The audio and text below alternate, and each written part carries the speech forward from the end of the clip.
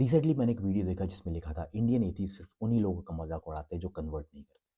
पहली नज़र में ये बात थोड़ी सही लग सकती है, लेकिन ज़रा रुक कर सोचिए, क्या ये वाकई बायसनेस या हिपोक्रेसी है?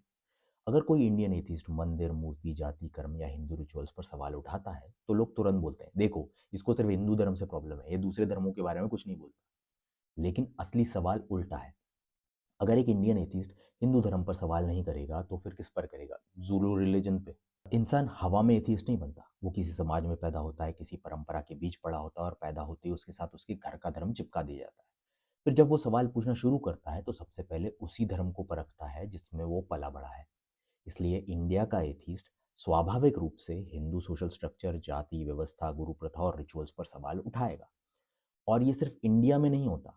ब्रिटेन और अमेरिका में रिचर्ड डॉकिंस, क्रिस्टोफर हिचन्स और मैट डिलाहंटी ने सबसे ज़्यादा क्रिश्चियनिटी को चैलेंज किया है। पाकिस्तान या बांग्लादेश के एथीस्ट यूजली इस्लाम को ज़्यादा क्रिटिसाइज करेंगे क्योंकि वही उनका लोकल रिलीजन है। इंडिया में भी बहुत सारे एथीस्ट हैं जो दूसरे धर्मों से आते हैं, और अगर आप नोटिस करेंगे तो पाएंगे कि वो अपने धर्म को क्रिटिक करेंगे, ना कि हिंदुइज्म को। यानी पैटर्न सिंपल है। एथीस्ट अक्सर उस धर्म को डाइसेक्ट करता है जिसमें वो सोशली मैरिनेटेड होता है, जिसे वो रोज देखता है, जिसकी भाषा, जिसके चिन्ह, जिसके नियम, ये सब उसकी लाइफ का हिस्सा है। धर्म छोड़ना सिर्फ एब्स्ट्रैक्ट फिलोसफी का नतीजा नहीं होता।